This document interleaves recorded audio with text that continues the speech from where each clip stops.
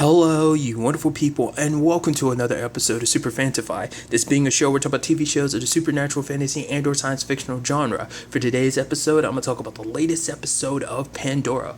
A lot of interesting things went down in this episode, so let's break it down. So first and foremost, obviously, I like the whole, everyone's supposed to be going on vacation, but slowly throughout the episode, the vacations kind of fall through in many different regards. But first of all, let's kind of start off with the whole Xander being asked by Osborn. It's like, yeah, I need you to go to Euphoria 7 and make it so that Jax and Cordelia meet up. It's like, oh yeah, because Cordelia is Jax's ex, but she's also Harlan, one of his daughters, Regan's, sister. So they want to pump her for information because there's something new weapon or whatever that Harlan has got his hands on called Janus, and it has the same symbols involved with it as the symbols they found in New Portland.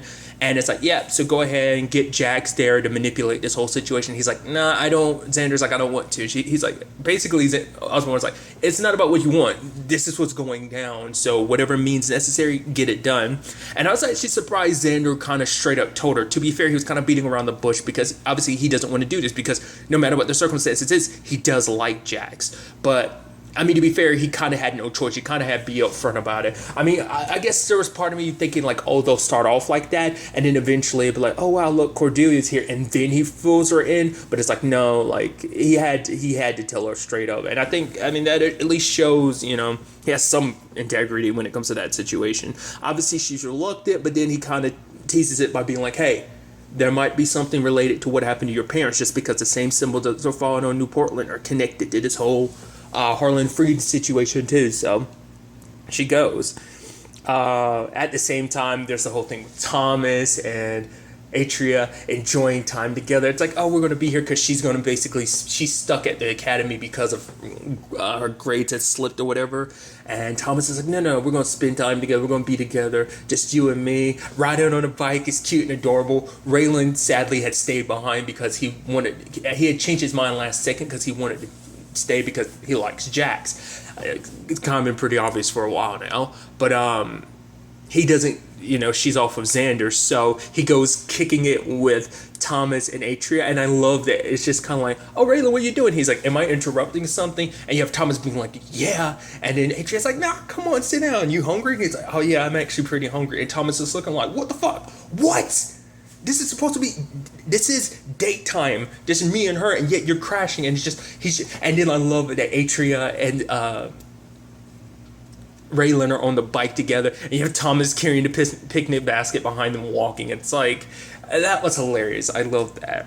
But at the same time, you have Xander and Jax, doing her thing, manipulating, trying to show off in front of Cordelia just to kind of get her attention, which it easily works. It's actually kind of interesting when you hear Jax kind of talk about her. The fact is that she was very obsessive and a little psychotic back in the day. So it turns out Jax is actually the one who ended the relationship. Because you thought it was kind of interesting. Cordelia had pointed out exactly, it's been like, oh no, it wasn't like we dated for a brief amount of time. It was 5 months and 7 days. The fact that she kept note like that kind of makes you go, that seemed interesting that she made such a note. But I mean, it could just be the fact is that a relationship had that much of an impact on her. But so I just thought that was kind of interesting. But yeah, it's interesting because Xander has to play along, and you could tell he was enjoying playing along. Of like, oh yeah, we kind of got her in her trap, but you could tell Jax is kind of enjoying it too, the little espionage thing they were kind of doing. But the thing is, at the same time they're doing all this, putting on this act, it's hitting a little too close for home because even you could tell when Jax was talking to Cordelia, she was like, yeah, I like Xander, but I just don't know where we stand. The fact of the matter is, I always feel like his job is so important to him, and I feel like there's no room for anyone else in that. And it's like, even though that was her speaking, trying to get Cordelia to drop her guard, that was also her speaking the truth. And that's all, that's always interesting that, to kind of tell a very successful lie and manipulate, you kind of have to add in nuggets of truth, and that was kind of a big nugget of truth. So it's not like she had to come up with that. That is truly how she was feeling at the time, and she feels towards Xander currently, So I thought that was kind of interesting. Obviously, that bodyguard was super suspicious and everything, but luckily they were kind of able to play around that by being Xander suddenly pops up and she's like, kiss me. He's like, what? She's like, kiss me. And he does. And you see for a moment they're kind of caught up in it. And Jax has to quickly go, oh, right. And pushes him to kind of play it up like, oh, yeah, he came trying to make a move on me or whatever, try to get me back. But it's like, no, I told him it's over, kind of let Cordelia kind of drop her guard even more. I love while this all ends up happening, more and more time between Thomas, Atria, and Raylan watching a movie together. It's like, yeah, this is date night, usually only two people. So Thomas is like, hey, I want to spend time with you, Atria. We need to get Raylan the hell away from us. So hey, Kasara, she's newly single after her and Xander broke up. Won't we set that whole situation up? And then Atria is like, how do we even know that she's his type? I mean, he's very sensitive. And in that moment, I was like, oh, that's sweet. That is something we're going to circle back to later on. But it's like, Thomas is like, no, I want to spend time with you. And they set up the whole date thing, ended up being a double date. Didn't go well. Because for Raylan, it's like, like, as you humans say, my heart wasn't in it. And then Atria was like, oh my God, you like Jax. And then like Thomas is like, that's great. It's like, it is? It's like, but she's with Xander. It's like, who cares? Go to Euphoria 7. Because they ended up finding out from Pilar, because it's so interesting. I think that's actually kind of a neat aspect about Pilar's character too. She's gossipy like that, just because you wouldn't think, but it could just be because she is opening up more. She's not letting her nanites kind of dictate who she is anymore, so she's opening up, especially because before she never really had any friends, but now I think the fact that she did that kind of shows that she is letting her guard down. Little bits here and there, but like that just seemed like that in that moment wasn't a very Pilar thing to do, but she did, and I was like, that's like, I think when you actually break that down and think like, oh, what that means for her as a character, it's kind of just her being more open and having Jax is her friend, and so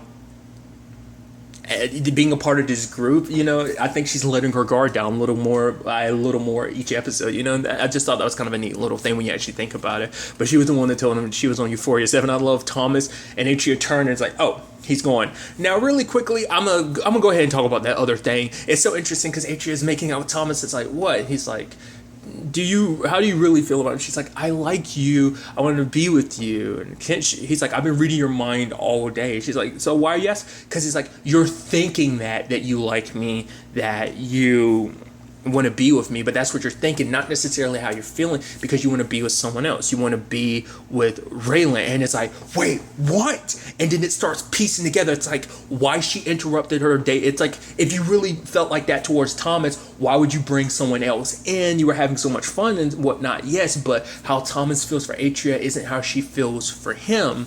And it's like, the fact that she said that, it's like, oh, he's so sensitive. Is she really even his type?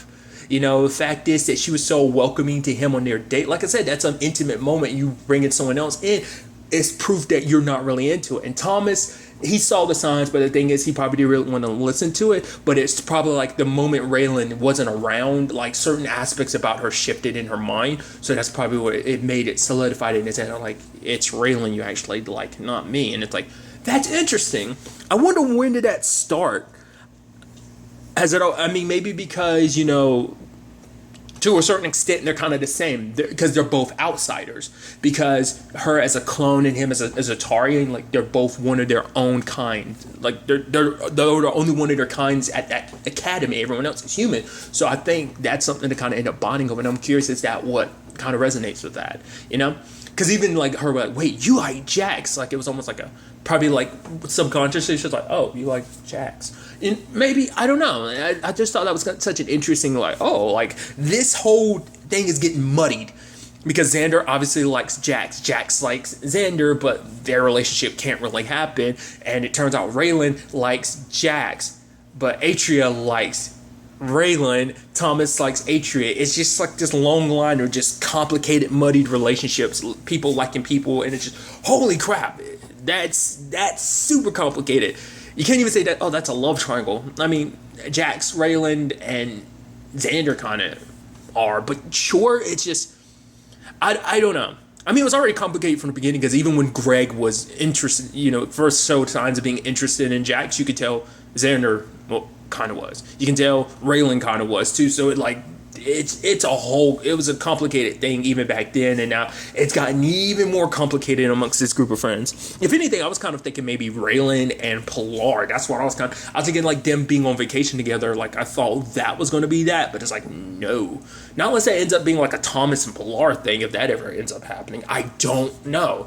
That's just craziness. I mean, actually think I know I'm getting caught up in like the romance and the drama of it, but I'm a big softie when it comes to romance.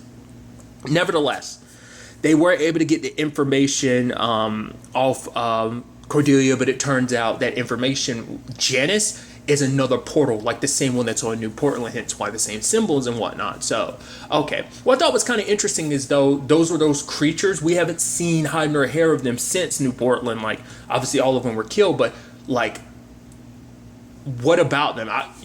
Because I'm getting all over the place. Well, let's start with the whole Xander thing of like him, feeling complicated because obviously it's like him and Jack's kiss, and he's trying to push it away, and she's like, "Don't you want to talk about it?" And he's like, "No." Simply put, he's like, "I can't be in a relationship with you because I work for your uncle, and my job doesn't allow me to have a relationship, especially with you, because Jax is not just only like, oh, you're the niece of my boss."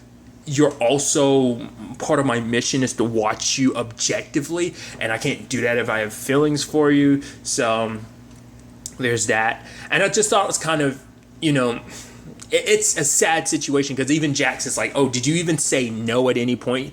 And it's like, "You didn't, did you?" Which is like, no, he did disagree. He was like, "What if I said no?" But then again, you can make the argument like, well, for one, him saying, "What if I said no?" isn't the same thing as saying no, and at the same time it's like he only said it once, he didn't deny it multiple times. So it's kind of like you kind of upset about this whole mission thing, sure, but you kind of have no one to blame but yourself because who's the one that brought this mission to me? I don't know whether she meant that as kind of like a, hey, like you put yourself in this position, or she's trying to suggest, hey, you want to be so loyal to my uncle and no one else. I get it, you're a very loyal person in that regard, but sadly, that loyalty doesn't extend to me, and it's like, think about who sent you on this mission and put you in this very complicated position in the first place, my uncle. I'm sure it could be both. I'm sure it leans more towards the former than the latter, but I think it could be a little bit of, column A and column B in that same regard, but nevertheless. Jax, being kind of gung-ho about this whole situation, ends up going with Cordelia. It's like, oh, you were going on this trip, and then it's like, oh, Regan's going along too. I'm like, oh, that's not suspicious. And lo and behold, it turns out, oh, Cordelia knew you were using her. It's like, oh, they found you out. And then, Cordelia is like, I'm sorry that this all ended up being a lie too, because Jax was sorry for manipulating her, especially because she could see how much Cordelia actually does care about her, because even though they're exes, like, there's still some part of Jax that does care about her, especially probably the time they spent together made her probably reminisce about the good old times, and she also saw that Cordelia probably had changed, but then Cordelia handed her something that's like, okay, when you see my father gives me my best, I'm like, what's that about? And then it turns out this whole thing was a huge lie to begin with, because Cordelia was sent there by her dad because he's the one that leaked the information that Osborn set this whole mission up for in the first place. Oh, Janice thing, he leaked that because he wanted to get Jax here. Cordelia was meant to play the role of like, oh, like kind of letting Jax think like, oh, she's got the upper hand when like, so Cordelia's been playing along the entire time too. I guess that's why the bodyguard was kind of like, oh, should you really be letting her get so close? Like, what your mission is supposed to be. It's kind of literal parallels to what's going on with Xander and Jax as well. I'm thinking, or was that more so because like maybe the bodyguard didn't know what was up? I mean, not unless I'm misreading that situation, but it's because the way he talked about it, it doesn't seem like a thing of like, oh, after they rekindled, then her dad came to her. It's like it seemed like her dad came to her beforehand to manipulate this whole situation to be what it is. So that's really interesting. So the portal's there. Xander found out about Jax being gone. Fights the bodyguard, handled his own for a little bit, and then proceeded to get his ass kicked until Raylan showed up to save the day. They both go off to rescue Jax. She's threatening to blow herself up just so he doesn't get access to the portal. It was kind of interesting so even Harlan doesn't know the whole situation about Jax, because he's like, you remind me of someone I care about a long time ago. And she's like, you never cared about anyone. The fact of the matter is, you know nothing about loyalty. I'm sure, Nelson Fisk would have something to say about it, and you could tell it kind of going, oh, so you know about that. So it seems like at least Regan makes it almost seem like she has some idea what this whole thing is, and maybe he does too. But the whole thing of like, why do you look like that woman from like over 150 years ago? Why do you look exactly like her? So even like, is it just a past life thing? Obviously, once again, this whole Pandora thing, it has to be she decided to look like that. But why? Maybe people, Osborn in particular, maybe his sister ended up giving her this identity. Maybe she molds the people. I'm curious. Maybe that was the first image Pandora saw, and so she morphed to look like that. But I'm curious what Jax actually looks like. Or it's, once again, like what are the chances that you look exactly like this person? You even have memories of their life from 150 years ago. There's something there. Because even in Harlan's case, it's like he extended his life, so that's why he's here. But even he doesn't look exactly the same. He's an older man now, so he hasn't completely stopped aging. He's kept aging. It's just he stopped himself from aging, I guess, too rapidly, or he's aging a little slowly. I guess it's kind of the whole point they're going. Regardless, so that was just kind of I was like, ooh, I like that we kind of even brought that up. Sadly, Jax, couldn't go through with her threats because Xander and Raylan had her captured. But it seems like that was all part of the plan because they jumped through the portal. Once again, the point I was bringing up earlier too is like, why weren't there monsters here? Why were there creatures at specifically New Portland but nowhere else? That's what I'm curious about, but we'll see. But they end up going through the portal, and it turns out they landed on, I'm assuming, Zatar, because there's Zatarian warships up ahead, and it's like, wait, what's going on? So now it's going to bring up the big question of how much did Raylan know ahead of time? Did he know what his people were exactly up to? Was he actually under the pretenses that he was there simply to mediate peace between him and the humans? It seems like that was his intention, but doesn't necessarily mean that everyone else amongst his people agreed, even his own dad. So we'll see what happens there, but it might not even be Zatar they're on, because I feel like Raylan would have noticed that. So it's probably like another planet that they're just stashing their ships on. Either way, it's going to be very interesting to see where the next episode picks up with all of this, especially because we still haven't circled back to who that mysterious woman was that, Osborn talked to, was it last episode. So, but really, that's all I'm going to talk about. Till the next time we meet, be happy, be safe, live life to the fullest, and enjoy it. Good day and goodbye.